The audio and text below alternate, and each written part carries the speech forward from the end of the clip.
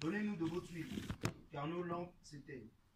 Mais les sages répondirent en disant, nous ne pouvons pas vous en donner, de peur que nous n'en ayons pas assez pour nous et pour vous. Mais allez plutôt chez ceux qui en vendent et achetez-en pour vous-même. Or, pendant qu'elles allaient en acheter, l'époux arriva. Celles qui étaient prêtes entrèrent avec lui dans la salle des noces, puis la porte fut fermée. Après cela, les autres vierges vinrent aussi et dirent, Seigneur, Seigneur, ouvre-nous. Mais il leur répondit et dit, je vous le dis en vérité, je ne vous connais pas. Verset 13. Veillez donc, car vous ne savez ni le jour ni l'heure en laquelle le Fils de l'homme viendra. Amen. Amen. Donc, dans cette parabole, on voit plusieurs éléments. Bon, c'est pas grave.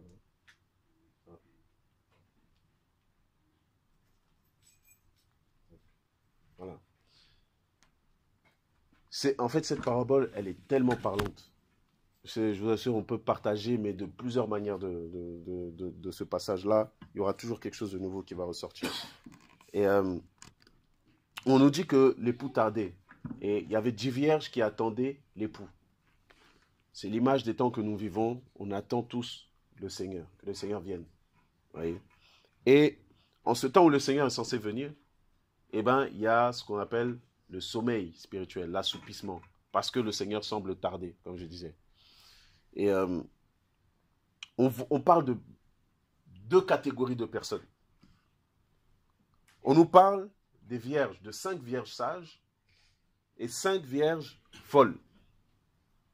Ouais. Donc, je vais juste lister les différents éléments qu'il y a.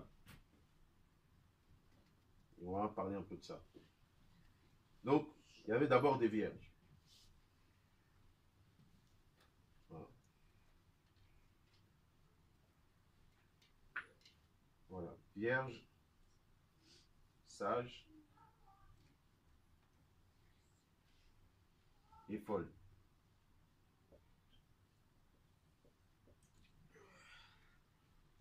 La virginité, c'est l'image de la consécration. C'est l'image de, vous savez, dans, ça, si vous voulez, vous pouvez le noter, c'est dans 2 Corinthiens 11, au verset 2. Il va nous dire que, Paul, il va dire, je suis jaloux de vous d'une jalousie de Dieu, parce que je vous ai fiancé à un seul époux, comme une vierge pure. Ouais. Donc, c'est l'image des chrétiens.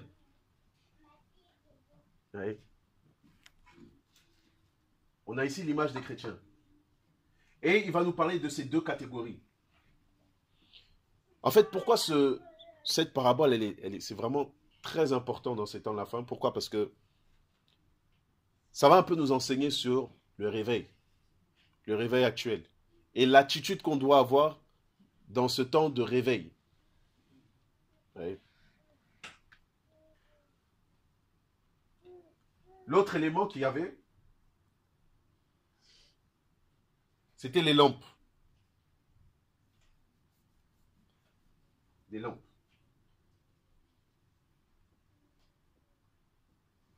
Voilà. Si quelqu'un peut lire Psaume 119, verset 105.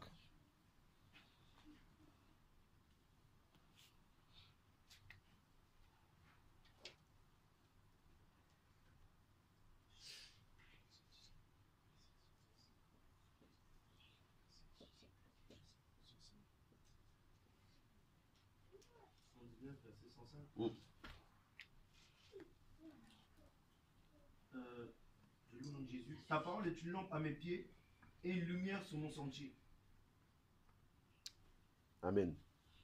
Ta parole est une lampe à mes pieds. Donc les lampes ici, c'est l'image de la parole de Dieu. Ouais. Cette parole qui est censée nous éclairer. Est-ce que quelqu'un d'autre peut prendre 2 Pierre, chapitre 1, verset 19.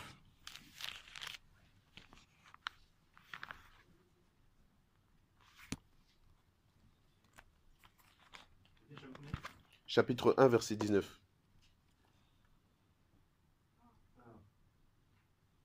Nous avons aussi la parole des prophètes qui est très ferme, à laquelle vous faites bien d'être attentifs. comme à une lampe qui brille dans un lieu obscur, jusqu'à ce que le jour vienne apparaître et que l'étoile du matin se lève dans vos cœurs. Amen. Donc, il nous dit, nous avons aussi la parole des prophètes qui est très ferme, à laquelle vous faites bien d'être attentifs, comme à une lampe qui brille dans un lieu obscur. Donc, voilà. C'est aussi 2 Pierre, chapitre 1, verset 19. Donc, d'abord, c'est la parole de Dieu. La lampe, c'est l'image de la parole de Dieu, mais aussi de la parole prophétique. Et la plus grande prophétie qu'on attend, c'est la prophétie du retour du Seigneur. Et on doit être attentif à cette parole comme à une lampe qui brille dans un lieu obscur. Le lieu obscur, c'est le monde. Tout est ténébreux dans ce monde. Et on doit veiller, regarder, veiller à la parole prophétique. Qu'est-ce que Dieu dit en ce temps? Le troisième élément, c'est l'huile.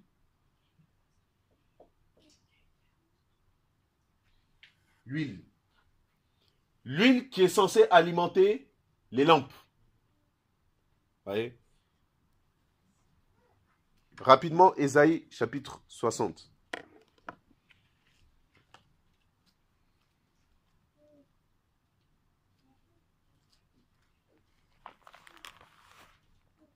« 61, pardon.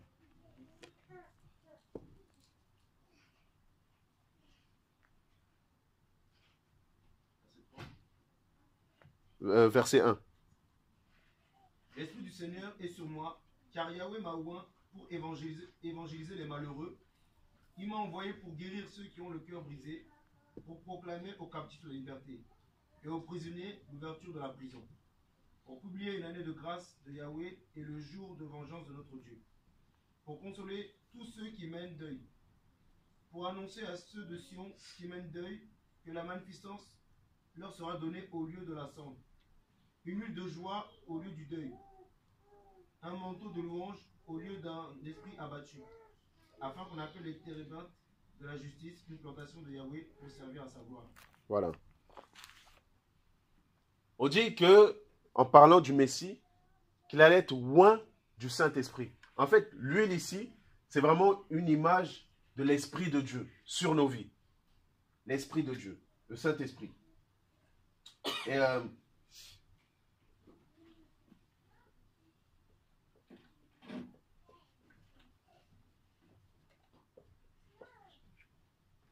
ce qui est fort avec ça, les deux là, ils sont liés. La parole de Dieu et l'Esprit. Quand vous lisez les Écritures, vous allez voir. Tantôt l'Esprit est symbolisé par le feu. Tantôt la parole aussi est symbolisée par le feu. On nous dit, dans Jérémie, il va dire, ta parole est comme un feu, comme un marteau qui brise le roc. Tantôt on va parler de l'eau qui est la parole de Dieu. Tantôt on va parler de l'Esprit qui est comme de l'eau. Un fleuve de vie. Oui. On sait que, on dit, au commencement était la parole de Dieu. Et Dieu était la parole. Donc ça veut dire que la parole, de base, c'est Dieu lui-même.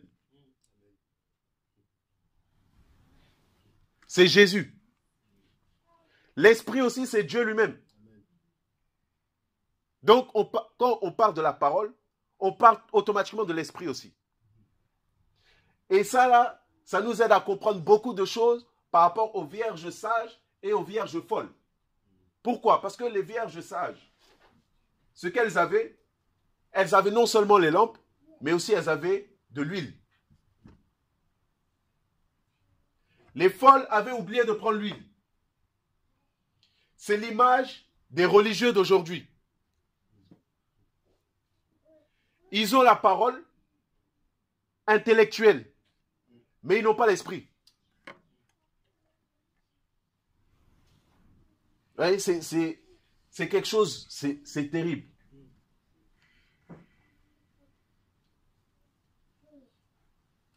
Et je vais lire le début pour un peu lister un peu d'autres éléments. Donc je relis, verset 1. Alors le royaume des cieux sera semblable à 10 vierges qui, ayant pris leur lampe, allèrent à la rencontre de l'époux. Or, il y en avait 5 sages et 5 folles. Les folles, en prenant leur lampe, ne prirent pas d'huile avec elles, mais les sages prirent de l'huile dans leur vase avec leur lampe. Et comme l'époux tardait à venir, elles s'assoupirent et s'endormirent toutes. Or, à minuit, il se fit un cri disant, « Voici l'époux, viens, allez à sa rencontre. » Je vais m'arrêter là. Donc, comme on le sait, ces vierges, elles vont à la rencontre de l'époux. Et pendant qu'elles vont à la rencontre de l'époux, qu'est-ce qui va se passer? Elles vont s'assoupir, s'endormir. Vous voyez? Entre parenthèses, la Bible dit que le commencement de la sagesse, c'est la crainte de Dieu. Ouais, donc, quand on parle de vierges sages, on parle de personnes aussi qui ont la crainte de Dieu. Dans ce temps... Ouais, vas-y. La crainte, justement, comment tu traduis la crainte de Dieu concrètement? Dans Proverbes chapitre 8, verset 13, il nous dit que la crainte de Dieu, c'est la haine du mal. Tu vois? Donc c'est ça, ça symbolise ça. Tu sais, la crainte de Dieu, c'est le respect vis-à-vis de Dieu. Il y a des choses, tu ne vas pas faire parce que tu es conscient de ton Dieu. Tu vois? C'est le respect qu'on est censé avoir vis-à-vis d'un père. Voilà. C'est ça la crainte. Voilà. Un père, normalement, tu ne vas pas l'insulter comme ça. Tu vas dire, ouais, vas-y, arrête de me parler comme ça, tout ça et tout ça. C'est compliqué, ça. Ouais. Donc, vis-à-vis de Dieu, c'est ça la crainte. C'est le respect vis-à-vis de lui. Comme tu as du respect vis-à-vis de ton père. Ouais. Mm. Ouais. Et je me dis, est-ce que la finalité des dieux, c'est pas nous emmener à l'amour, de la crainte à l'amour? Parce qu'on doit toujours garder, enfin, cet état-là doit être en nous, mais ouais. elle évolue. Oui, je vois ce que tu veux dire. En fait, cette crainte-là, c'est pas la peur. Tu vois? C'est quelque chose qui doit toujours demeurer. Tu vois? C'est pas c'est pas la peur de l'enfer, la crainte de Dieu. Quoique on est censé quand même, voilà, j'ai pas envie de, voilà, mais c'est pas seulement ça. Voilà. En fait, c'est plus que ce qu'on pense. Le peuple d'Israël, ils avaient peur, ils étaient effrayés, ils ont dit non, que Dieu ne nous parle pas. Pourtant, Dieu voulait parler, tu vois. Et en même temps, il voulait qu'ils aient toujours de la crainte, tu vois. La crainte, c'est vraiment l'image d'un père avec son enfant. L'enfant, il ne va pas oser faire de bêtises parce qu'il sait qu'il y a son père. Il n'ose pas le faire. Il se dit, ah, mon père est là. Mais ce n'est pas parce qu'il a peur de son père. C'est parce qu'il a reçu des instructions de son père, il sait qu'il ne doit pas le faire. Tu vois? C'est ça la crainte. Voilà. Le respect. Le respect. C'est lié à l'amour aussi. En fait, on confond des fois la crainte et la peur. Parce que Voilà. c'est dans la parole qui dit que, je crois que en gros, celui qui a encore de la peur, bah, il n'a pas cet amour parfait de Dieu. Oui, c'est ça. Exactement. C'est ça que des fois, on confond un peu, je crois, la crainte et la peur. On confond, tu vois. Il y a, bon, une parenthèse. Allez, Malachie. Chapitre 1.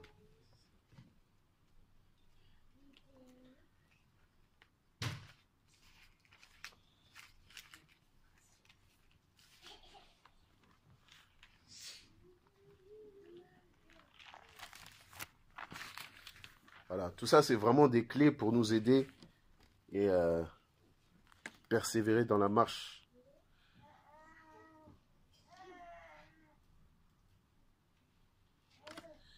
Alors, que je trouve le passage.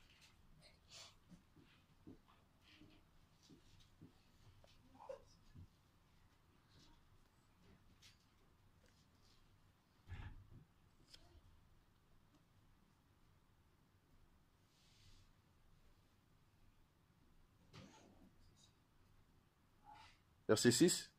Voilà, exactement, c'est ça. Verset 6. Un fils honore son père et un serviteur son maître. Si donc je suis père, où est l'honneur qui m'appartient? Et si je suis seigneur, où est la crainte qu'on a de moi? Dit Yahweh des armées, à vous prêtres qui méprisez mon nom, et qui dites en quoi avons-nous méprisé ton nom? Donc cette crainte-là, c'est quelque chose qui nous pousse déjà à l'honorer comme un père, et comme un seigneur, à avoir une crainte. À l'époque, les rois, les sujets des rois, ils n'osaient pas dire de mauvaises paroles vis-à-vis du roi comme ça. Ils avaient une crainte. Voilà.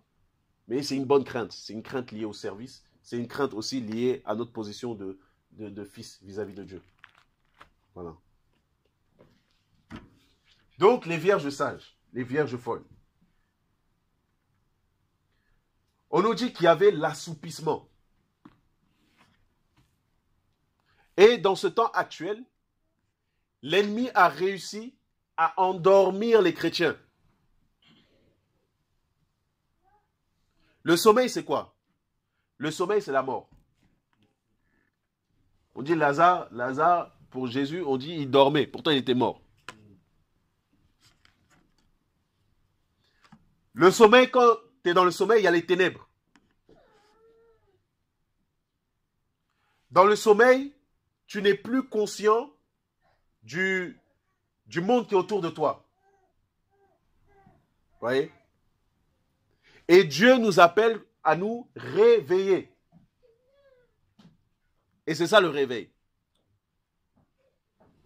Et ce qui est beau, on nous parle d'un autre élément.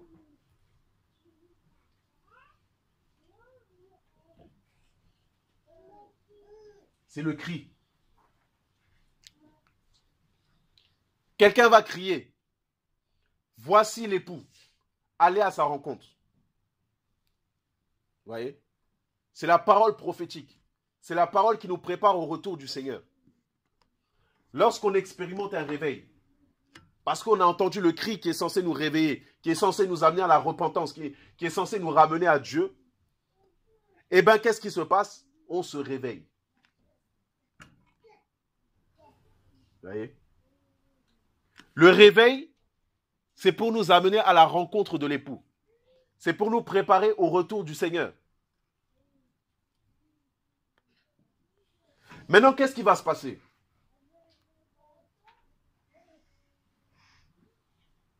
Dans les chrétiens là qui se sont assoupis, il y avait des sages et il y avait des fous. Parmi ceux aujourd'hui qui sont allés dans la religiosité, dans les trucs compliqués, tout ça et tout, etc., il y a des vrais enfants de Dieu qui vont se réveiller, mais qui font partie des sages. D'autres qui vont se réveiller, mais ils font partie des vierges folles. Lorsque Dieu amène le réveil quelque part, il y a toujours ces deux catégories de personnes. Il y en a qui vont saisir, qui vont être comme des vierges sages et qui vont garder la parole. Et d'autres qui sont comme des vierges folles qui ne vont pas la garder. C'est pour ça que c'est important, lorsque Dieu suscite un réveil, lorsqu'on voit Dieu se manifester, tout ça, etc., de toujours rester fidèle à la parole. Il faut la garder précieusement. Pourquoi? De peur de sortir de la parole, de dévier. Comment est-ce qu'on explique au Canada, notamment à Toronto, un grand réveil qu'il y a eu? Les gens vont finir par faire des bruits d'animaux. Soi-disant, c'est la manifestation de l'esprit. Il y en a qui ils sont là à quatre pattes en train d'aboyer, tout ça et tout. Oh non, il y a un nouveau réveil. Mais où est-ce qu'on a vu dans la parole quelqu'un faire le chien? Parce qu'il est réveillé. Vous voyez? C'est pour ça il faut être vigilant, garder sa lampe.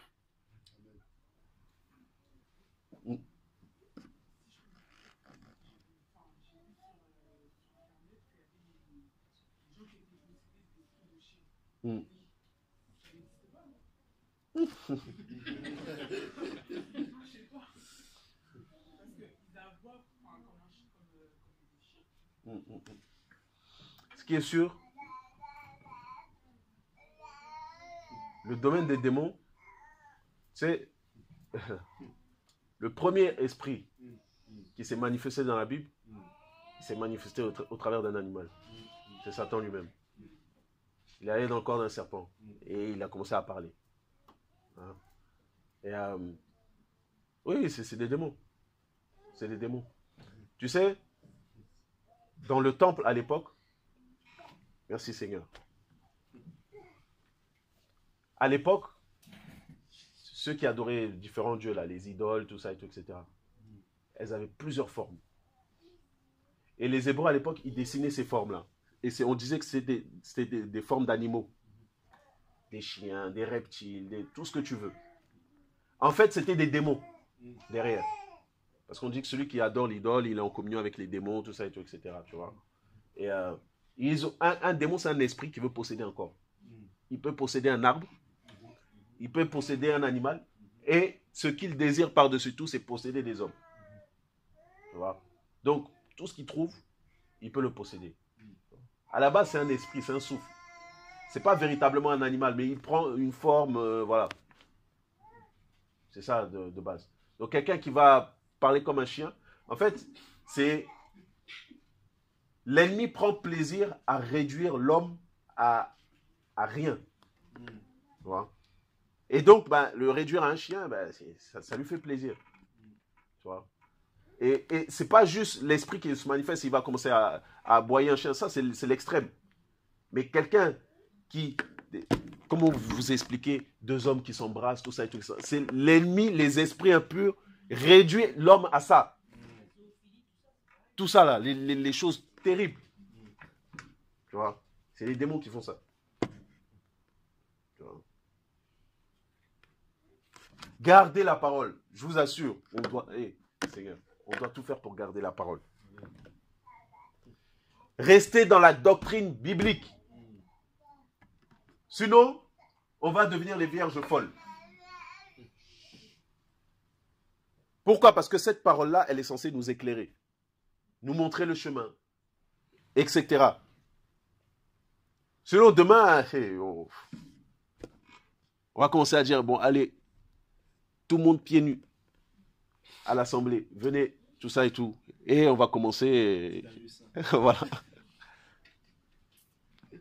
Ça peut aller loin. Et c'est ce qui a expliqué aujourd'hui toutes les diverses dénominations. C'est le réveil des vierges folles.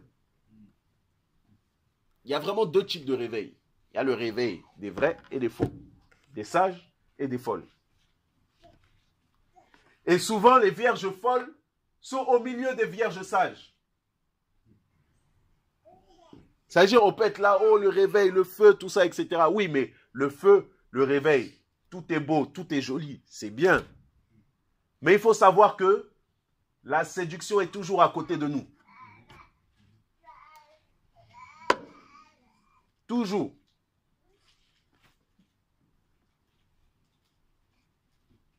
Vous savez, à l'époque, ces lampes-là, elles étaient fabriquées de... En fait, c'était de la terre. Vous voyez, c'était fabriqué en terre. Et ça avait une forme un peu... une forme un peu comme ça. Voilà. Et ici, on mettait l'huile à l'intérieur. Et il y avait comme du feu qui sortait comme ça. Ouais. Et elles utilisaient ça pour être éclairées. Ouais. Donc, qui parle de lampe, parle de feu. Ouais. Donc, quelqu'un qui a réveillé, qui a allumé, qui a vraiment la lampe, et il est aussi en feu, il est enflammé. C'est un détail. Voilà. Je vous assure, frères et sœurs, c'est vraiment pour nous garder, c'est vraiment un avertissement. Faisons tout pour garder la parole de Dieu. Dans notre vie personnelle, garder ses commandements. Tout faire pour nous sanctifier. Parce que ça aussi, c'est ne pas garder la parole de Dieu. Se dire, ben voilà, je vis le réveil, tout ça et tout, mais en même temps, je ne pratique pas la parole de Dieu. Je vis dans le péché, dans l'impudicité, je mens, tout ça et tout, etc. Eh bien, si tu es comme ça, tu n'as pas la lampe. Ta lampe, du moins, tu as un récipient, un vase, un truc, mais c'est pas allumé. Ouais. Et tu fais partie des vierges folles. Et lorsque le Seigneur va revenir, il va dire, je ne te connais pas, toi. Qu'est-ce que tu fais ici? Arrière de moi. Ouais. Parce qu'il s'agit du retour du Seigneur. Il s'agit de la préparation à son avènement. Ça veut dire que ce n'est pas un jeu. Chacun doit avoir une réserve d'huile avec lui.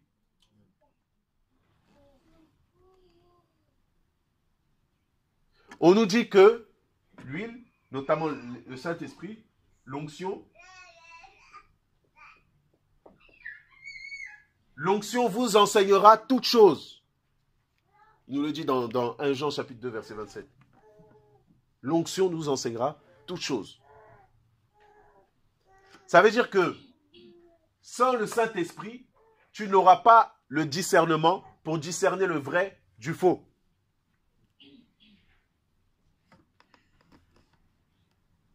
À l'époque, il y avait une émergence de fausses doctrines, de faux prophètes à l'époque de Jean, quand il parlait de toutes ces choses-là. Il dit, ils sont sortis du milieu de nous, mais ils n'étaient pas des nôtres.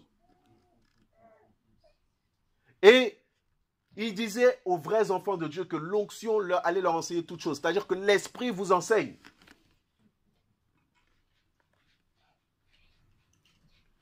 C'est pour ça, lorsque vous voyez un truc pas clair, tout ça et tout, etc., veillez. Vous savez, dans les temps de réveil, là, notamment au temps de Paul, lorsqu'il y avait des réveils terribles, mais il y avait aussi des faux apôtres. Et on nous disait que leur désir, c'était simplement d'attirer les disciples après eux. Lorsque Dieu suscite un réveil, Dieu va susciter aussi des hommes et des femmes comme des gourous pour essayer d'attirer les gens vers eux, plutôt que les attirer vers le Seigneur. Ils vont commencer à embrigader les gens là dans les coulisses. Allez, venez, tout ça et tout, je vais vous enseigner et tout ça. Et ils vont impressionner les gens par soi-disant des miracles, des prodiges, tout ça et tout, etc. Mais ils vont sortir de la doctrine. Plus vous allez les écouter, plus à un moment le temps va passer, et ils vont dire, allez, toutes les femmes là, mettez le voile. Et comme les gens n'auront pas vu clair, ils se seront déjà attachés à celui qui enseigne, à la parole, tout ça, et bien ils vont faire. C'est pour ça, lorsque vous suivez quelqu'un, assurez-vous que Dieu est avec la personne, priez. Pourquoi? Parce que les gens, mais c'est terrible, les gens peuvent nous égarer, mais c'est compliqué.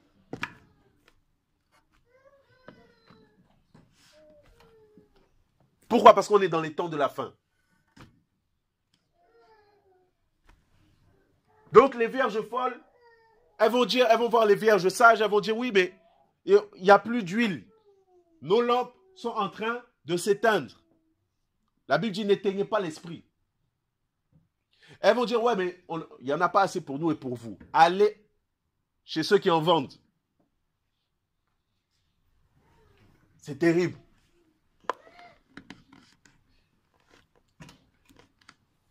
On est à une époque où les gens ne voient tellement pas la présence de Dieu, n'expérimentent tellement pas l'esprit de Dieu, qu'ils vont la chercher chez les gourous. Ils vont se dire, mais je ne vois pas Dieu dans ma vie. Je ne vois pas la guérison. Je ne vois pas ci, je ne vois pas ça. Bon, je vais aller peut-être au Nigeria là-bas. Il y a un grand prophète là-bas. Il vend de l'huile. Je vais acheter. Je vais recevoir ma bénédiction à travers cette huile. Or, ce gourou qui vend l'huile là, il n'est même pas dans la parole.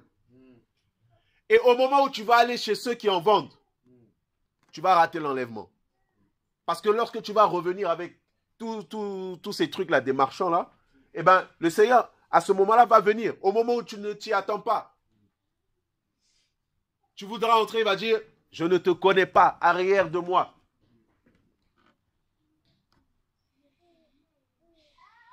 Je vous assure, c'est une mise en garde. Veillons, même par rapport à ce qu'on entend sur YouTube, tout ça, etc., ce qu'on entend à gauche, à droite, restons toujours en prière. Soyons comme des Béréens, vérifions dans la parole. Est-ce que Dieu est dedans? Il faut toujours garder ça, la doctrine. La saine doctrine. La garder fermement dans son cœur. Paul, il disait à Timothée, va à Éphèse et reprends ceux qui enseignent d'autres doctrines. Il veillait à ce que les gens ne détournent pas les autres de la vraie doctrine qui est l'évangile du salut, l'évangile de Jésus-Christ, centré que sur lui essentiellement. Soyons des vierges sages. Les vierges sages, elles sont à l'écoute de l'esprit.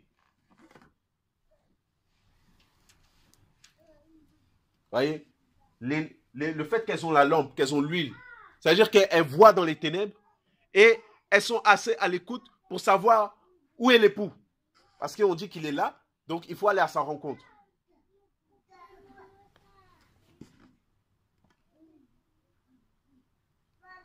La parole de Dieu, ce n'est pas juste les écrits qui sont là.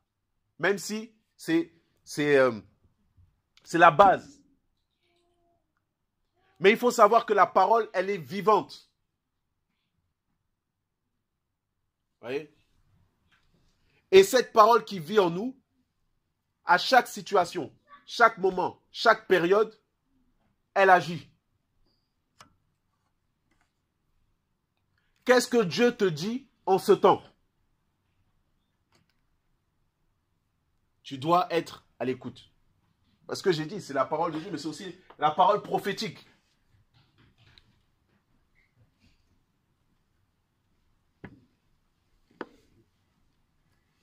C'est terrible. Et on a une période où il y a le cri. Les gens crient de partout que le Seigneur revient. C'est ce cri qui nous a tous réveillés. Qui nous a poussés à nous repentir. À revenir à la sainteté, à la sanctification. Et ce cri-là, c'est censé nous réveiller et nous maintenir avec des lampes allumées.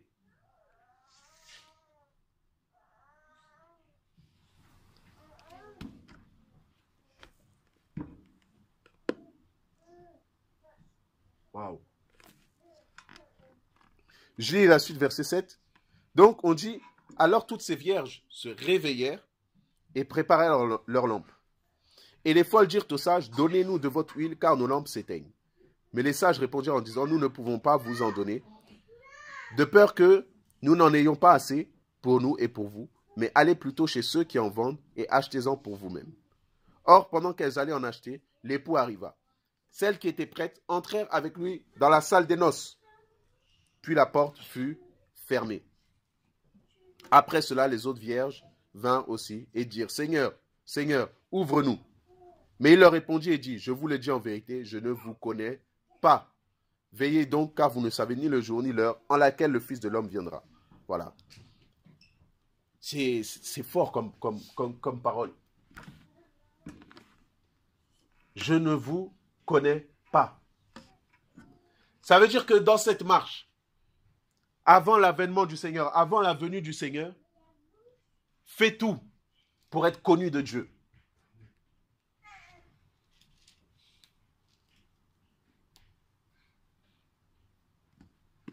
Fais tout pour être connu de Dieu.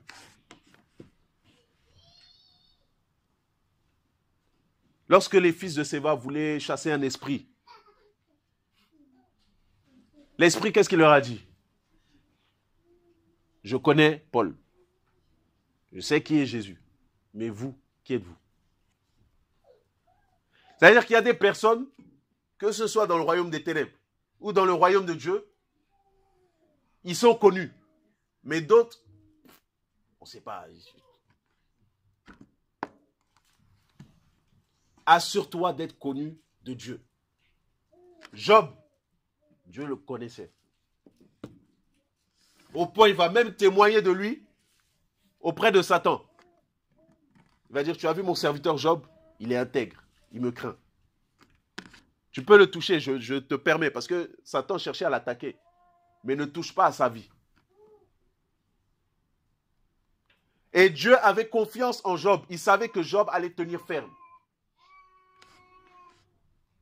est-ce que Dieu te fait confiance? Vous savez, c'est un temps où on doit faire en sorte que Dieu dise de nous, je lui fais confiance. Je sais qu'il ne va pas me déshonorer. Je sais qu'il ne va pas faire des choses pour voler ma gloire ou blesser mon cœur. Mais il va tout faire pour me craindre.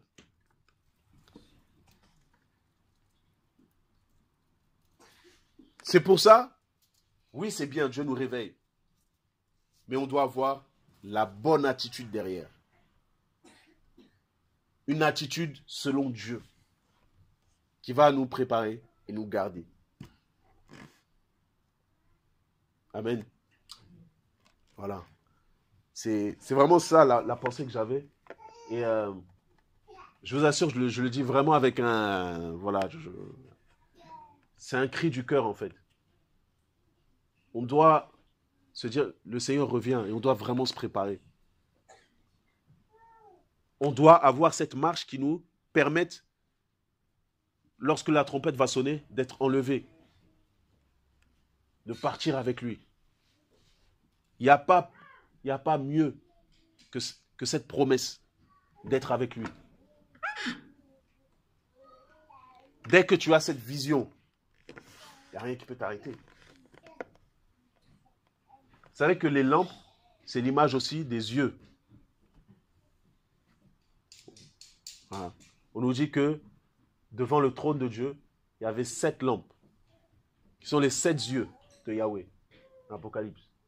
Et il y a une autre parabole de Jésus où il dit que l'œil est la lampe du corps. Vous voyez? Et beaucoup n'ont pas les yeux ouverts. Vous voyez? C'est-à-dire que ils marchent, mais ils ne sont pas conscients de ce qui se passe dans l'esprit. Ce qui se passe dans le spirituel. Il peut y avoir des ténèbres autour d'eux, mais pour eux, tout va bien. Voilà, tout se passe bien, tout ça et tout, etc.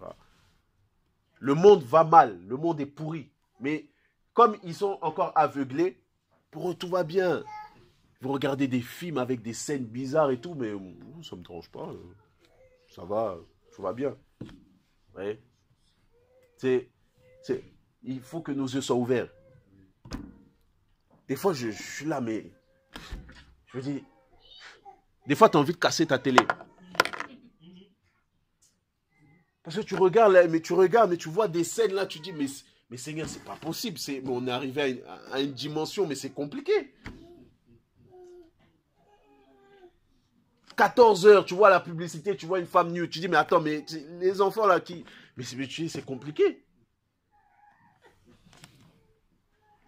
Des trucs, des fois, c'est choquant. Je me dis, mais dans quel monde on est? Tu marches dans la rue, tu vois des affiches publicitaires. Tu dis, mais Seigneur, c'est pas possible. En plein centre commercial, tu dis, mais les enfants qui passent là-bas, là, c'est comment? Or, tout ça, c'est une manigance déjà bien préparée par l'ennemi pour initier la population, initier le peuple. Et imprimer la marque de la bête en lui. C'est terrible. On doit ouvrir les yeux davantage. On est à la fin, je vous assure. Comment expliquer de plus en plus... L'autre fois, je voyais un article où on parlait d'un viol. Je crois que c'est un viol collectif qui a eu lieu dans une maternelle par d'autres enfants. Je me dis, mais Seigneur, attends. Comment ils ont appris ça? C'est tous les messages subliminaux là qu'ils emmagasinent. C'est l'initiation.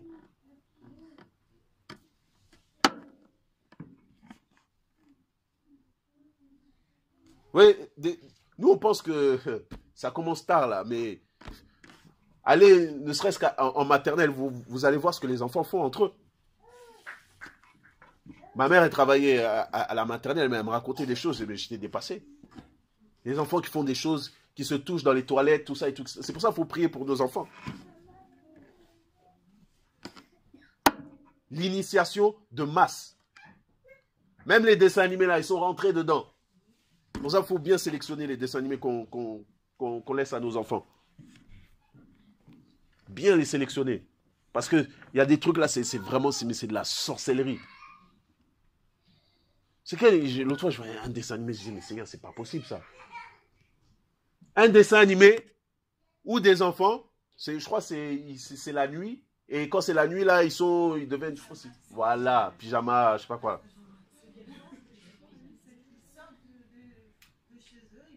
Et ils expérimentent des aventures, tout ça, ils voient des animaux, des reptiles, tout ça et tout ça. C'est pour initier les enfants à la sorcellerie. Voilà.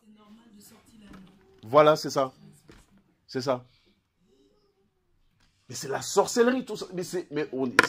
Ah, Seigneur, c'est les ténèbres. Oui. Waouh, dans le dessin animé, là. Un autre. Voilà. Voilà. C'est terrible. Et le problème, c'est quoi? C'est que les vierges folles, malgré qu'il y a tout ça autour d'eux, elles sont dans la distraction. Elles se disent, oh non, mais tout va bien. Il n'y a rien de mal, tout ça et tout, etc. Tout va bien, tout ça, etc. Non, non.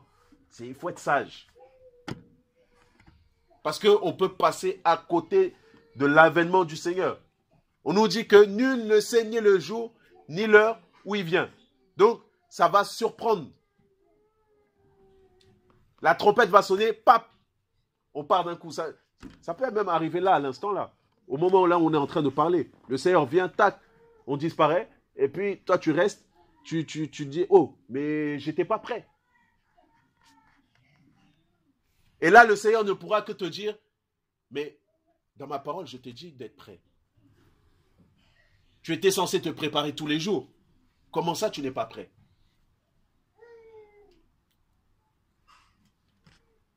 Je vous assure, l'enlèvement va surprendre les chrétiens. Et beaucoup vont rester, beaucoup. Pourquoi? Parce qu'ils sont déjà marqués par la bête. Ils marchent comme le monde et ils vont dans le même sens que le monde, dans lequel le monde va. Ils sont dans les ténèbres, ils ont les yeux fermés. Ils ne sont pas conscients des choses spirituelles.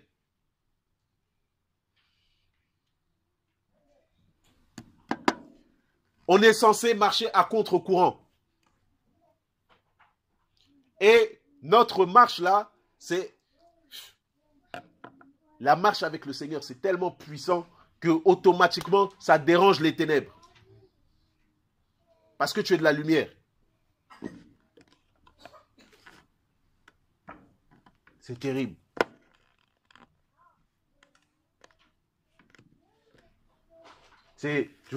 Juste pour parler encore de tout ça, mais il se passe des choses dans ce monde. Il faut vite qu'on parte. Là, le Seigneur ne peut que venir vite. Parce que ce qui se passe au milieu même au niveau des hommes politiques, on voit la corruption, on voit le mal, la méchanceté, on voit comment ils organisent des choses. On connaît toutes les organisations secrètes qu'il y a, tout ça, etc. Qui programment des génocides, qui programment des meurtres, qui envoient des maladies. Pourquoi? Pour l'argent. Parce qu'après, ça va te vendre le médicament qui va te guérir de la maladie.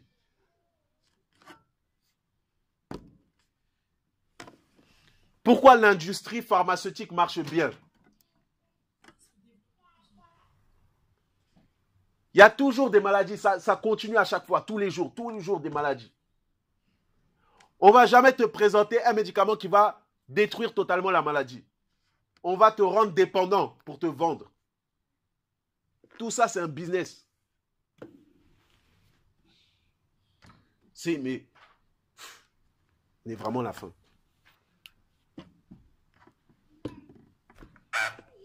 C'est que Dieu nous garde.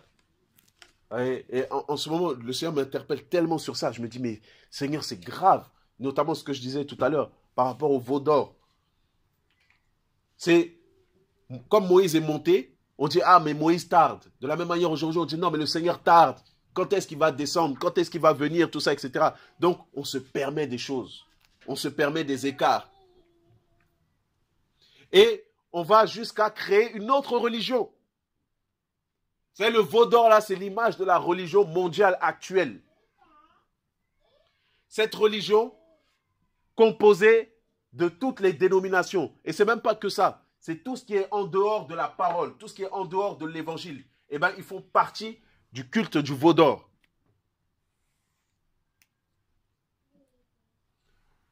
On est dans un temps où il y a plusieurs Jésus. Il y en a, ils pensent adorer Dieu. Ils sont là, les mains levées. Oh, Jésus, tout ça. Mais ils sont en train d'adorer un démon. Ils peuvent même être assis au milieu de nous dans les assemblées. Mais comme ils vivent consciemment dans le péché et qu'ils adorent Dieu, automatiquement l'adoration est tournée vers le démon. Parce que la conception du Dieu qu'ils ont, c'est un Dieu qui tolère le péché. Et ce Dieu-là, ce n'est pas Jésus.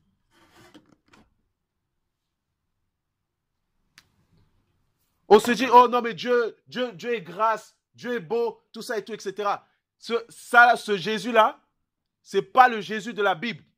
Parce que la grâce, elle va te rendre conscient de tes péchés et te pousser à te repentir pour te sauver. La grâce ne te maintient pas dans le péché.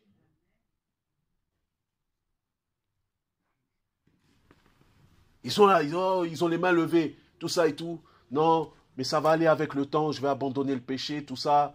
Non, mais un jour ça va partir, tout ça et tout, etc. Et ils se disent, ben, c'est mon Dieu est comme ça. Chacun a son Dieu. Mais ce n'est pas le Dieu de la Bible. C'est leur Dieu à eux. Donc si on considère ça, on se dit, mais effectivement, il y a plusieurs dieux, il y en a beaucoup, énormément. Chacun a son Dieu dans sa tête. Il y en a, leur Dieu, c'est l'argent. D'autres, leur Dieu, là, c'est leur voiture. D'autres, leur Dieu, c'est leurs femmes, c'est leurs enfants. Il y en a beaucoup, ils ont des dieux différents.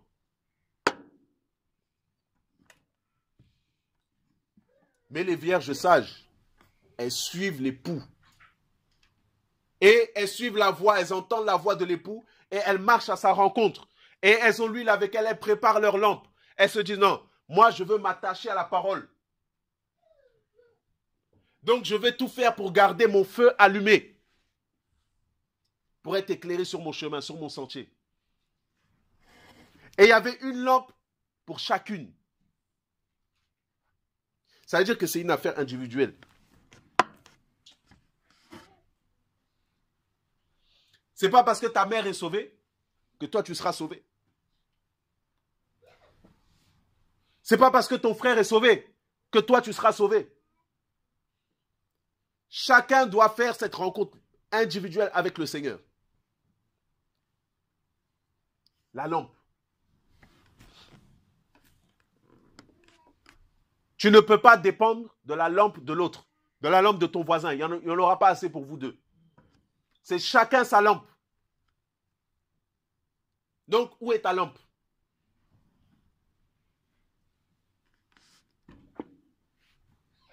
Est-ce que ta lampe est allumée? Est-ce qu'il y a l'huile?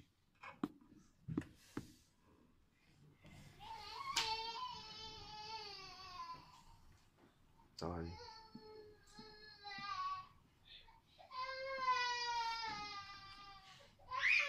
Les vierges sages et les vierges folles. Waouh, Seigneur, la lampe. Et vraiment, c'est vraiment un message pour nous réveiller. Il faut que tu repartes avec cette résolution dans ton cœur, te disant, Seigneur, non, moi je veux préparer ma lampe. Je veux la garder allumée. Je veux garder ta parole, je veux garder tes commandements, je veux marcher avec toi. Je veux une expérience avec ton esprit. Vive la naissance d'en haut, la naissance nouvelle. Marcher avec toi, marcher selon toi. Et t'expérimenter chaque jour. Pourquoi? Parce que le réveil, oui, tout le monde peut se réveiller. Mais dans le réveil, il y a des sages et il y a des folles. Il y en a, ils vont juste se réveiller parce qu'ils sont excités. Mais au fond d'eux, leur cœur n'est pas retourné à la parole. Parce que le réveil, c'est quoi? C'est aussi le retour à la parole. Tu marchais d'une certaine manière, eh ben, tu prends la décision de changer de voie, changer d'attitude pour revenir à la parole de Dieu. Donc, c'est aussi lié à la repentance. Le retour à Dieu. Et lorsque tu expérimentes cette repentance, ce retour à Dieu, là, tu es sur la bonne voie. Tu es sur la voie du réveil. Tu es sur la voie des vierges sages. Parce que tu te dis, oui, je veux pas juste bénéficier, oui, c'est bien le réveil, les dons, tout ça et tout, etc. Mais je veux revenir à la parole et la garder fermement dans mon cœur et être fidèle à mon Dieu.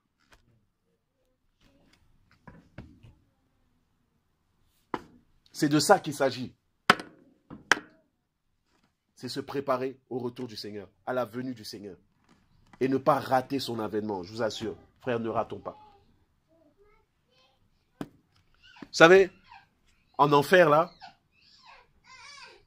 il y a des personnes âgées, il y a des jeunes gens, il y a même des ados, il y a même des gens de 12 ans.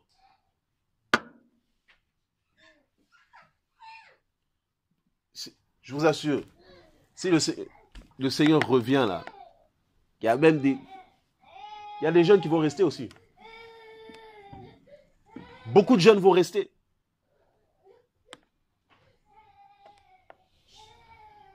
Et après l'enlèvement, ça sera quoi? Le règne de la bête, de l'antéchrist. Personne ne pourra vivre sa foi ouvertement. Il y aura la persécution. On va tuer les chrétiens. Ça veut dire que le salut sera au prix du sang. Le système sera totalement géré par l'antéchrist. Déjà que là, c'est un peu ça, mais heureusement que l'Église est présente sur la terre. Mais là, ça va être pleinement à fond la caisse. Il y aura la pédophilie ouverte, ouvertement. Ça va être imprimé. Le meurtre, le viol, le vol. C'est-à-dire tout ça sera généralisé. Le mal va régner. Après l'enlèvement. C'est pour ça que moi, je ne veux pas rester.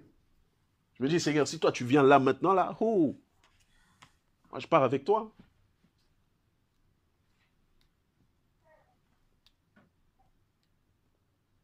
C'est pour ça qu'il dit, dans les derniers jours, je répandrai de mon esprit sur toute chair. Vos vieillards auront des songes et vos jeunes gens des visions. Il dit, vos fils et vos filles prophétiseront. Pourquoi? Parce qu'on est à une période, à un temps où Dieu veut toucher encore des jeunes. Il veut les sauver. Parce que nous, souvent, beaucoup de jeunes, ils se disent, non, l'Église, Dieu, tout ça et tout, c'est pour ceux qui ont déjà de l'âge. Mais laisse-moi te dire que si le Seigneur revient, tu auras la même sentence que âgé ou jeune, tout ça, c'est la même sentence. Si tu restes, tu restes. L'ennemi nous a trop séduits. Il séduit les gens, il séduit le monde. Il fait croire aux jeunes qu'ils peuvent attendre. Tout ça là, c'est pour les plus âgés. C'est de la séduction. Parce qu'il est en train de conduire beaucoup de jeunes à l'enfer. C'est comme un boulevard comme ça là. Il y a une voie là ouverte comme ça. C'est le chemin de la perdition. Et tous courent par là. Et c'est la vision que je vois. C'est comme si dans l'esprit, tu vois ces chanteurs, ces rappeurs, ces musiciens, tout ça, etc. qui sont devant en train de conduire ces jeunes là. Comme ça, en enfer, en masse. L'autre fois, je voyais un rappeur qui disait ouvertement, vous n'avez plus le choix. Vous allez tous aller en enfer. Moi, je vais en enfer aussi. Il disait ça en plein concert. Il s'appelle Lil Uzi Vert ou un truc comme ça. C'est terrible. Ces rappeurs-là, ils adorent ouvertement le diable. Il faut savoir qu'à chaque album qui sort, ils font un pacte. Ils versent du sang, ils ouvrent les veines là. Ils font des fêtes avec des orgies pour que leur album réussisse. Et toute cette jeunesse qui écoute ces musiques-là, tout ça à fond, tout ça et tout, etc., ils sont de plus en plus pervertis. Vous allez voir que les jeunes d'aujourd'hui, là, ce n'est pas les jeunes d'hier. L'autre fois, on était à la veillée à Bruxelles, là, une fille qui disait, elle ne savait pas combien de petits copains elle avait. Quoi? 15, 17 ans, tout ça et tout. Ils ne savent pas combien de petits copains ils ont parce qu'elles ont des petits copains partout, ça couche à tout va, à gauche, à droite.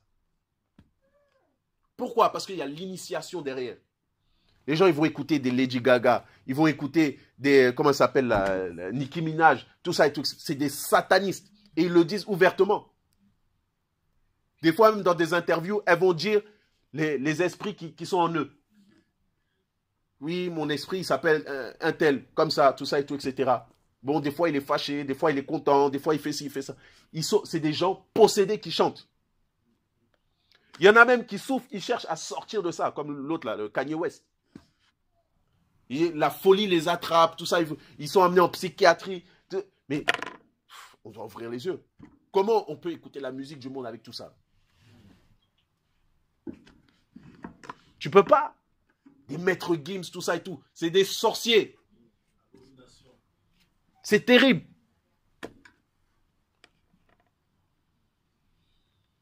C'est des gens...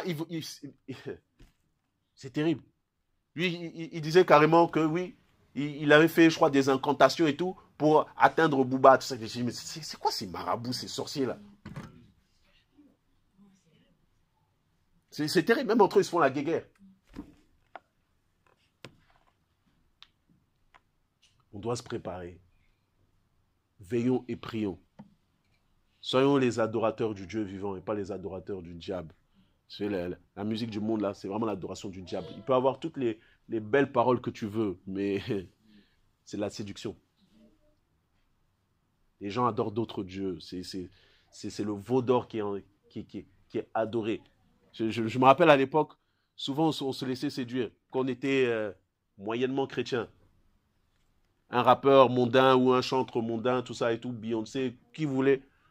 Oh, il a dit Jésus dans son texte. Donc je vais écouter parce qu'il a dit Jésus.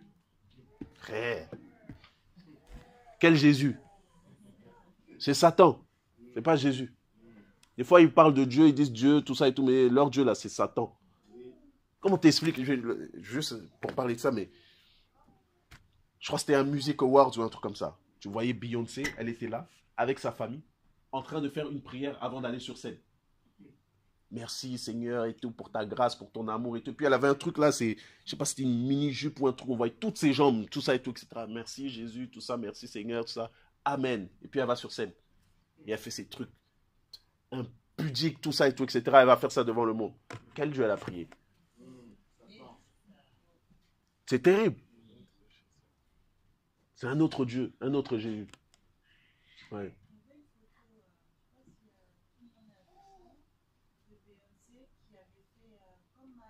Mm.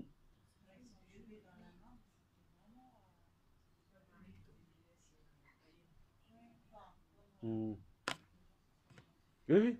Mais elle-même, elle se dit être une diva, une déesse. Nous on croit que c'est des blagues, mais je vous assure, la plupart de ces chanteurs, même ces femmes qui chantent tout ça et tout, elles sont possédées par des démons qui sont comme des déesses. Et les gens vont leur vouer un culte d'adoration. Et ils sont en concert en train de pleurer. C'est...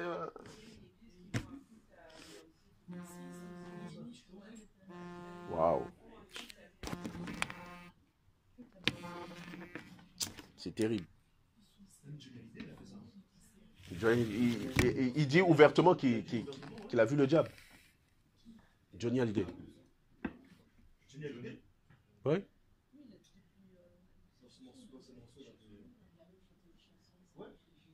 Voilà.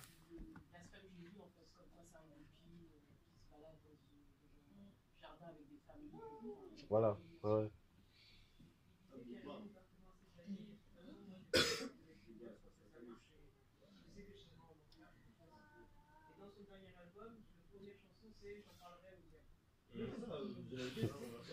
Ouais, je vous dis, c'est terrible. Ouais.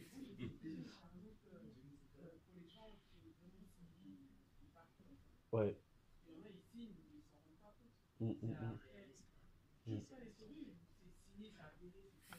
Non, Dieu peut sauver tout le monde. Voilà. Il y a des personnes que Dieu peut sauver. Voilà. Mais c'est très difficile. Parce que pour certains, il y en a, c'est parce que voilà, ils avaient des intérêts derrière, ils voulaient la richesse, le succès et tout ça, et donc ils ont signé. Mais la plupart, c'est conscient. Ils savent qui ils servent. Et, il y en a même, ils savent qu'ils vont aller en enfer. Ils sont conscients. Et ils sont contents d'y aller. Hein. Pourquoi? Parce qu'ils n'ont pas idée que ça brûle à tel point là-bas. Pour eux, ils se disent ils auront un royaume là-bas, ils auront des richesses, tout ça. Ils sont séduits en fait. Ouais, et... Non, mais c'est ça, parce que même ce que tu as dit, c'est-à-dire que le premier son de Johnny Hallyday, ouais. sur son dernier album, Mm. donc il avait dit à titre posthume, Mm. bah, ça va être ça, c'est j'en parlerai au diable. C'est-à-dire que il avait dit, quand je vais mourir, bah, le premier son, c'est j'en parlerai au diable. Donc il savait où il allait aller en fait. C'est terrible. C'est terrible. Ouais. Mm. Mm. Mm.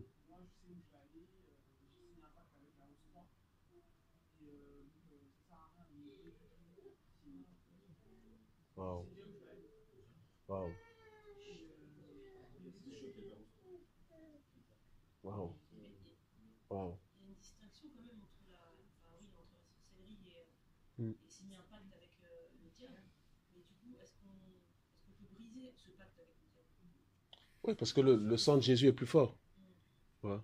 Le sang de Jésus est plus fort. Mais encore une fois, c'est compliqué. Parce qu'en fait, on a l'impression que plus ils s'enfoncent dans leur perdition, Mm. plus c'est impossible en fait de... Parce que c'est ça, ils ont signé un pacte conscient avec le diable. Ils savent qui ils servent et qui ils suivent. Leur ont donné leur vie, ils ont sacrifié leur âme. C'est comme on dit que ceux qui ont la marque de la bête là, on dit que c'est fini pour eux. Ils peuvent plus se repentir, ils peuvent plus retourner au Seigneur. C'est la même chose. Voilà. Donc c'est dur, mais voilà. Sauf si ben, il peut y avoir parmi des vrais enfants de Dieu, tout ça et tout, que le Seigneur sort de ça et tout. C'est possible, tout est possible avec Dieu. Il n'y a rien qui est impossible. Il y en a beaucoup là, ils sont marqués spirituellement par la bête et ils le suivent. Comme l'artiste que tu as cité, la Booba, Mm. qui est suivi beaucoup par beaucoup de jeunes, il dit clairement qu'il a payé son billet pour l'enfer. Les gens l'écoutent. C'est terrible. Il y a beaucoup de séduction dans la musique. En fait, la musique, il faut savoir que c'est quelque chose qui touche l'âme. Quand tu veux être joyeux, tu as une musique pour ça. Quand tu es triste, tu as une musique. Quand tu as la colère, tu as une musique, tout ça et tout. Donc ça procure quelque chose. Et c'est quelque chose qui rend aussi dépendant. Il y a une attache. Voilà. Et pourquoi? Parce qu'il y a une puissance derrière la musique. Et souvent, ils font des incantations derrière pour que ça te rende dépendant, malgré toi. Pour dire, c'est tellement puissant que même si tu ne veux pas écouter la musique, tu rentres dans un magasin, tu entends la musique. Des fois, tu es là, la musique tourne dans ta tête. Tu dis, mais attends, c'est pas possible, c'est quoi ça? Est-ce que j'ai demandé à venir attends. Pourquoi? Parce que ça touche le subconscient, tout ça, c'est compliqué. C'est compliqué. Que Dieu nous aide en tout cas. Il y a la musique, mais aussi les jeux virtuels. Bien sûr, tellement subtil. Mm. Pour eux, s'amusent, c'est de l'aventure, mais ils ne voient pas derrière, c'est l'esprit de tuer. Pour eux, c'est des jeux, c'est des ça. robots, c'est pas méchant. C'est ça. C'est ça. Et du coup, ils sont tellement là-dedans qu'ils font autre chose. C'est terrible. En fait, tout ce qui pousse à l'addiction, il faut savoir que l'ennemi est derrière. Les addictions, mais les satanistes, là, ils ont infiltré tout. Hein. Jeux vidéo, musique, tout ça, ils ont tout infiltré. Bon, on explique du jour au lendemain, quelqu'un, il va dans son lycée et puis il fusille tout le monde. Tu dis, mais attends, qu'est-ce qui lui arrive, quoi? T'as déjà... C'est des genres de jeux comme GTA, tout ça là. Ah. Des jeux qui initient les jeunes justement à. Ça s'appelle des sorciers en fait. Parce qu'en fait, le fait de faire des choses anormales et que ça devienne normal dans ta tête, tu dis mettre un coup de couteau, c'est normal. Voilà, prendre des armes, tirer sur les passants, c'est normal. En fait, ça te prépare déjà à l'instant où tu vas rentrer face à une situation où le diable te poussera à le faire, tu vas dire, tu vas pas te dire que c'est pas normal, tu vas le faire. Et c'est de l'initiation en fait. Wow. La sorcellerie, concrètement. C'est comme la télévision avec les réalités, ils sont toujours à poil là-dedans. Ouais. Ils sont jamais habillés, ils sont toujours à poil et c'est un programme pour les adolescents. Voilà. Ça donne quoi? Des filles qui vont au collège à moitié habillées. Et c'est normal. Non, c'est vous savez, la marque de la bête, on dit, elle est sur le front et sur la main. Le front, c'est l'image de la pensée. Et la main, c'est l'action, c'est les actes, tout ça, et tout, etc. En fait, il faut savoir que le monde tend à une pensée unique. Et le but, c'est d'inculquer cette même pensée unique à la masse. Et puis aux générations à venir, aux enfants, tout ça, et tout, etc. Comme ça, tout le monde grandit comme ça. Aujourd'hui, tu vas dire à quelqu'un que l'homosexualité, c'est pas bien, il va te traiter d'homophobe. Pourtant, il y a quelques années, il n'allait pas te dire ça. Il allait dire, ah ouais, bon, c'est ton point de vue, tout ça, et tout, etc. Mais c'est arrivé à un tel point qu'on a tellement modifié la pensée des gens qu'ils sont obligés de penser comme ça. C'est la pensée de l'antéchrist. Et là, on peut te frapper, te tuer, parce que tu as dit que l'homosexualité, c'est un péché. Hein. Ça va vraiment loin. Que Dieu nous aide, vraiment qu'on parte là, parce que la persécution, là, ça va s'intensifier de plus en plus. Tellement sortir à comprendre, c'est pour accaparer l'esprit des gens, pour les maintenir dans la musique, il n'y a rien de mal, les jeux, il n'y a rien de mal. C'est ça. Là, ils l'envolent longtemps, quoi. Et après, il reste quoi pour Dieu? Alors que c'est toute la place pour Dieu. Du coup, il reste rien, quoi, parce que la journée, et quand ils sont là-dedans, c'est tellement prenant qu'ils n'arrivent pas à s'arrêter. C'est ça. C'est ça. C'est ça. C'est pour ça, c'est la jeunesse. Souvent, je vois les jeunes qui sont ici, il faut passer beaucoup de temps avec Dieu. Il n'y a pas mieux. Moi, perso, j'ai donné ma vie au Seigneur, j'avais 13 ans. Et pourquoi? Parce que je cherchais tellement Dieu, je cherchais tellement des choses que le monde ne pouvait pas me donner. Hein. Et dans cette recherche, Dieu s'est révélé à moi comme un père. Hein. Et pas plus beau que ça. Je me rappelle, j'étais là, il y avait des gens qui m'évangélisaient à chaque fois dehors, tout ça et tout, je ne comprenais pas. Voilà. Je me rappelle un jour, j'étais avec mon cousin à Clignancourt et tout, on était vraiment dans nos délires hein, et tout, machin, on est dans le rap et tout, j'avais 4 boucles d'oreilles, 2 ici, 2 ici. Hein. Et on était dans notre délire, tout ça et tout, etc. Et puis je vois une dame maghrébine et tout qui commence à nous interpeller et tout. Comment tu t'appelles toi? Comment tu t'appelles? Ok, tout ça et tout. Ben, vous savez que Jésus vous aime, tout ça et tout, etc. Et elle a prié pour nous et tout. Elle a dit comment tu t'appelles? Ah, Elliot, ok. Seigneur, je prie pour Elliot qui te rencontre, tout ça et tout. Et en fait, ça m'avait tellement touché. J'ai dit, elle me connaît même pas et tout. Et elle prend le temps de prier pour moi, tout ça et tout. Ça m'avait trop touché. Tout ça, c'était des graines que Dieu plantait en moi, en fait. Des semences. Et ça me poussait à chercher, je ne comprenais pas et tout. Et je me rappelle un jour, j'habitais chez mon père à l'époque, et ma mère me disait, oui, envoie une lettre à telle adresse, ils vont t'envoyer une Bible gratuitement. Et en fait, c'était une œuvre missionnaire en Suisse. Donc j'ai envoyé cette lettre et tout, ils m'ont envoyé vraiment la Bible gratuite. J'ai dit, oh, mais ils envoient des Bibles gratuites et tout, j'étais content. Et je commençais à lire. Et à chaque fois que je lisais, ça me faisait peur, je vous assure. Parce que quand je lisais, à chaque fois que j'ouvre, quel que soit le passage que je lisais, hein, ça me parlait directement. Comme c'est comme une épée. Pa. Je disais, mais waouh, c'est quoi? Je disais, oh là, c'est quoi ce truc-là? Je disais, mais c'est terrible. Comment tu lis la Bible et tout, ça te parle comme ça, à ce point-là. Je disais, mais c'est terrible ce truc. Et plus je lisais, à un moment, je lisais un psaume. Et Dieu parlait du juste et du méchant. Qu'il n'y a pas de paix pour le méchant, tout ça et tout, etc. En fait, ça m'avait tellement interpellé parce que je ne me retrouvais pas dans les deux. Je me disais, mais juste, je ne me sens pas juste. Mais en même temps, si je ne suis pas juste, c'est que je fais partie des méchants. Et en fait, ça m'a tellement interpellé. J'avais de la crainte. Et je me disais, ah, c'est compliqué. Je me rappelle à l'époque, j'avais des fascicules et tout. Ils disaient comment accepter Jésus, tout ça et tout, etc. Parce qu'on me distribuait quand on m'évangélisait. Et je commençais à lire ça et tout. Je disais, bon, Seigneur, je t'accepte comme mon Seigneur et Sauveur, tout ça et tout. Je priais comme ça et je me rappelle un jour, il y avait une telle présence de Dieu pendant que je priais comme ça. L'amour du Père m'a saisi, mais c'était terrible. Et je me rappelle, je cherchais une église, tout ça et tout. J'étais avec ma petite soeur, mon père, même pas converti. Hein. Et je cherchais une église, tout ça, à gauche, à droite, tout ça. J'avais trouvé une église en bas de chez moi. Donc on était là, on suivait un peu, mais je cherchais, je faisais que chercher. Et je lisais. Je ne comprenais pas ce qui m'arrivait.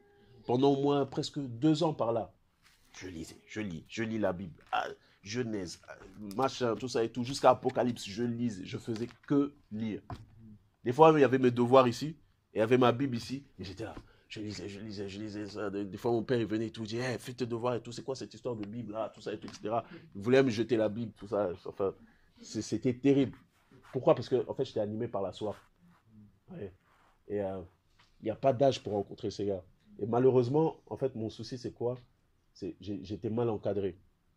Comme j'étais mal encadré, ben, j'avais donné ma vie au Seigneur, et ben, tac, l'influence a repris, le monde, tout ça et tout, etc. Et c'était terrible. Je me rappelle, il y a des périodes où je fumais du shit, et juste après avoir fumé avec mes cousins, mes amis, tout ça et tout, etc., j'allais dans un coin et je commençais à pleurer. Je pleurais. Je disais, Seigneur, je suis pas digne de toi, je suis un pécheur et tout. Comment je fais des trucs comme ça alors que je me dis que je t'ai accepté, tout ça et tout. En fait, il y a plusieurs reprises comme ça, je m'en voulais. Je me rappelle, j'étais lié par un péché. Oh, ça me tuait, ça. La masturbation. Oh là là. Il y a des périodes où je disais, Seigneur, tue-moi. Tue-moi parce que je veux plus de ça et tout. J'en ai marre, à chaque fois je retombe, tout ça et tout, etc. Un jour, je faisais cette prière, je dis, Seigneur, bon, ce qu'on va faire, tu me tues, mais juste avant, tu me purifies. Comme ça, je monte avec toi et c'est bon. Après, je suis direct au... J'avais des stratégies, mais je disais, Seigneur, c'est terrible. Ah non, mais c'est terrible. Des fois, je me disais, mais Dieu va me frapper là, c'est compliqué, tout ça et tout, etc. Je disais, mais comment faire et tout. Je lisais plein de livres, ça et tout, pour trouver la technique, la stratégie pour arrêter tout ça et tout, etc. Machin. Mais je souffrais. Hein. À l'époque, j'étais dans une église et tout. Je commençais à servir. Le problème, c'est que c'était mélangé à la grâce. Parce que j'avais la grâce pour la parole, parce que je méditais beaucoup. Et les gens étaient beaucoup touchés par ma vie, par mon témoignage, tout ça. Et à un moment donné, j'étais beaucoup élevé dans l'assemblée où j'étais. Et au point où j'étais, le pasteur me formait en fait pour être moi aussi un futur pasteur et tout. J'étais sous son aile, c'était mon père spirituel, tout ça. Et, mais j'étais toujours dans la masturbation. Mais c'était des hauts et des bas. C'est-à-dire que, allez, 2 mois, je tiens bon. 2 mois, je retombe. 2 mois, je tiens bon. 2 mois, je retombe. 3 mois, c'est bon. Allez, là, je sens une percée. Là, je m'envole, tout ça et tout, etc. Allez, 3 mois, pioum. 6 mois, allez, pap. Et en fait, ça me faisait beaucoup de mal. Je crois que c'est un des péchés là, j'en ai souffert, mais c'était terrible. Notamment la pornographie aussi. Les deux, ça allait ensemble. Je m'en voulais à cause de ça. Parce que je me disais, des gens sont touchés par ce que je faisais. Et à l'époque, je faisais aussi du rap chrétien. J'ai commencé à faire du rap chrétien, je crois là, j'avais peut-être 17 ans, 17, 18 ans. Je faisais du rap chrétien, je rappais, tout ça, et tout, etc. pour Jésus. Et je me sentais utile. Je disais, je sers Dieu, tout ça et tout, c'est bien, tout ça et tout, etc. Et les gens étaient vraiment touchés hein, quand je rappais. Il y en a qui me disaient, non, mais j'ai écouté tes paroles, c'est vraiment interpellant, c'est touchant, tout ça. Mais malgré ça, j'étais lié. Ah, j'en ai souffert, j'en ai bavé. Je me disais, mais Seigneur, c'est pas... Comment ça se fait? Et c'est après que j'ai réalisé que il y a des choses là, de toi-même, tu peux pas. Il faut lâcher prise.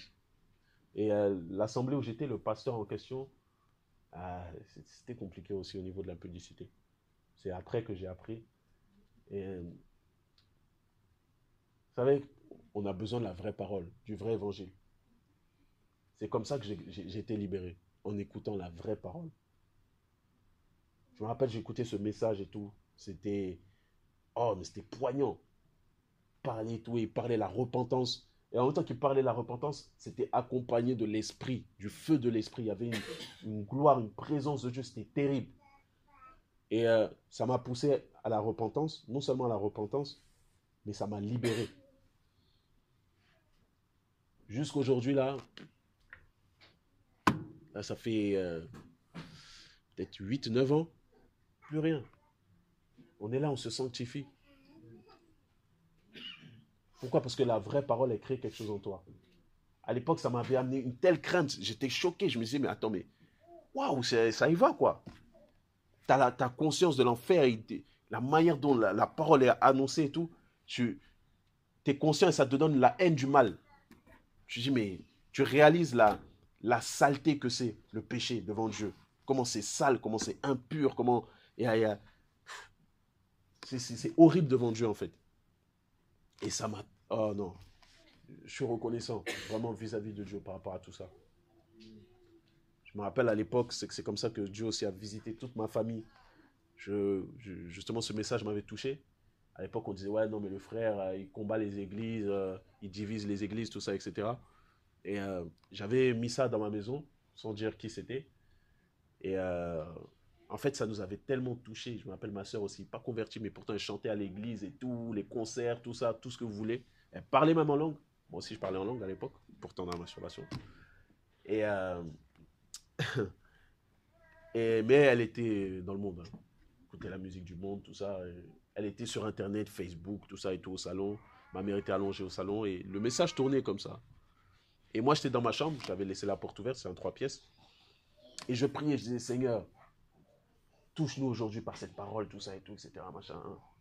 Et pendant que j'étais là, le message tournait. L'esprit tombe sur moi comme ça. Et j'entends une voix qui me dit, repens-toi. Repens-toi. Oh, je commençais à me repentir. Je commençais à demander pardon pour tous mes péchés. J'ai commencé à demander pardon pour ma participation à des fausses doctrines, notamment l'évangile de prospérité, parce que moi-même, je commençais à prêcher ça alors que je n'étais même pas convaincu de ça, cet évangile. Et je commençais à demander pardon pour tout ça. Pardon pour le système auquel j'ai participé. Tout ça, là, cette religiosité, tout ça, etc. Au moment où je demande pardon comme ça, plus je prie, plus l'esprit tombe sur moi et je commence à me mettre à genoux. Et l'esprit continue à tomber sur moi. Je me suis mis à plat ventre comme ça. Et j'étais là, je priais, je demandais pardon au Seigneur, pardon. Et à un moment comme ça, Dieu me saisit, je commence à parler en langue. Et de plus en plus fort et tout. Donc, du coup, toute la maison entendait. Et l'onction a commencé à saisir toute la maison dans laquelle j'étais. Et je commence à me diriger vers le salon comme ça. Je commence à prophétiser. Et je disais, c'est écouter la voix du Père. C'est la voix du Père. Repentez-vous, tout ça et tout. Je commençais à parler. Et du coup, il y avait un silence. Et j'étais là avec ma mère, ma soeur. On priait aussi, du coup. Ma soeur, elle a arrêté tout Facebook, tout ça et tout. Ma mère, elle était au salon et tout. Allongée qu'elle était, elle s'est assise et tout. Et du coup, on était là, on priait ensemble. Et c'était une émission radio. Hein. Et le frère prêchait, continuait à prêcher et tout. Et en fait, l'onction commençait à saisir les gens. Dans le plateau où il était, là, il y avait une gloire de Dieu.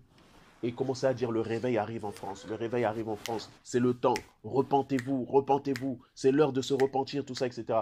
Et donc nous, on était dans le même esprit du message. Du coup, on se repentait aussi. On priait en même temps qu'il parlait. On demandait pardon au Seigneur, tout ça, etc. Et en fait, plus on demandait pardon, plus la prière s'intensifiait. Ça s'intensifie, tout ça, et tout, etc.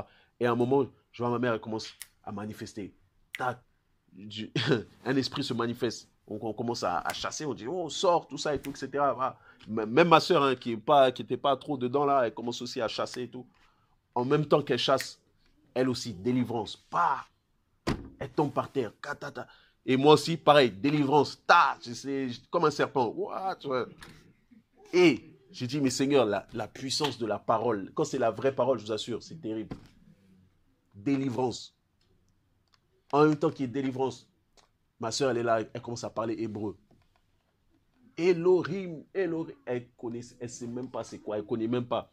Mais moi, comme je connaissais un peu la parole, tout ça et tout, je sais que oui, Elohim, ça veut dire Dieu, tout ça et tout, etc. Et elle était là, Elohim, Elohim, alors qu'elle n'avait jamais entendu ce nom, cette prononciation.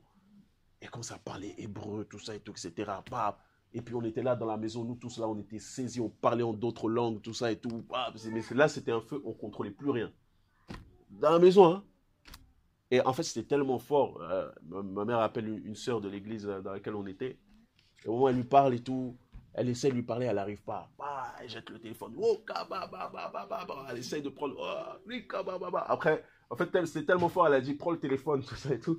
Et du coup, j'ai pris le téléphone et tout. Et en fait, la sœur, elle savait pas ce qui se passait, mais elle était saisie au téléphone aussi.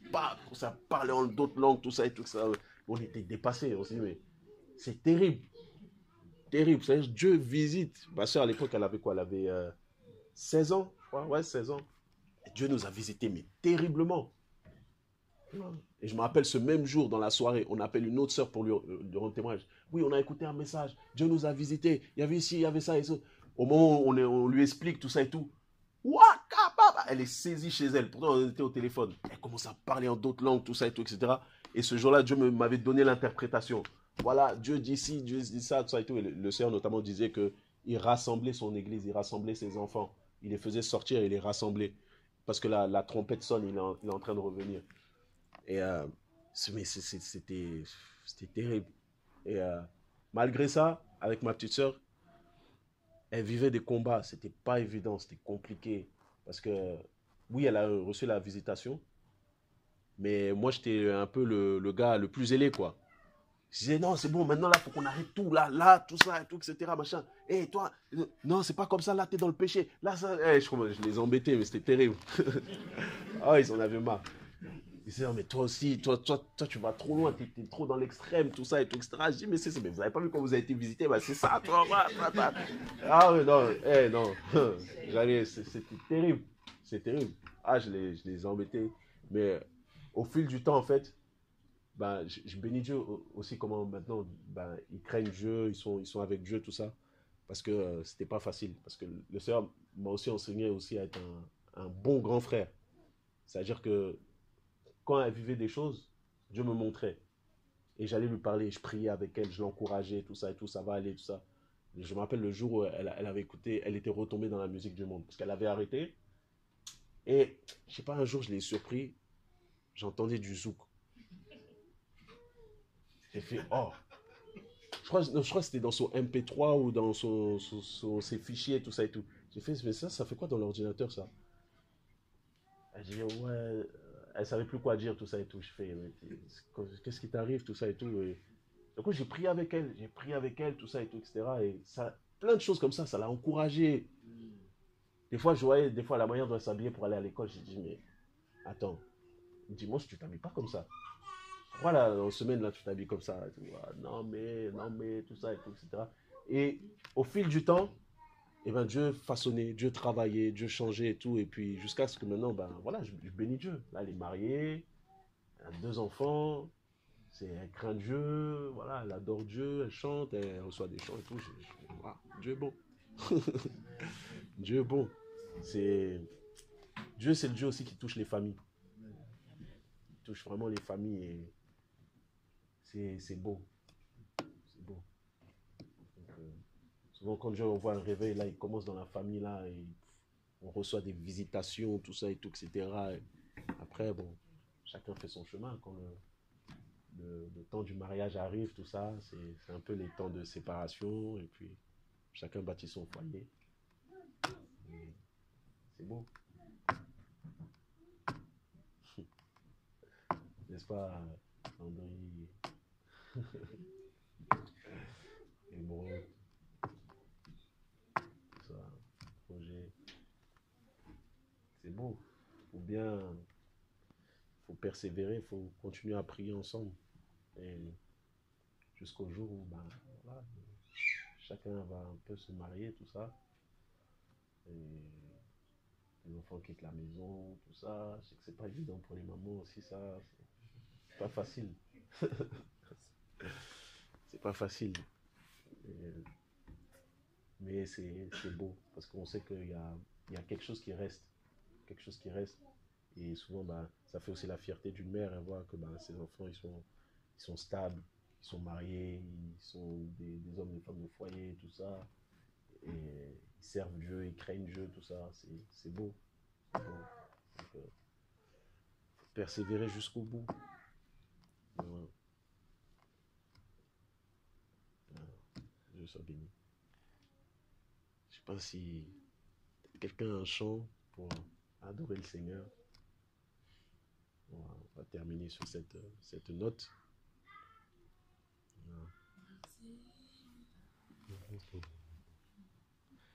Nous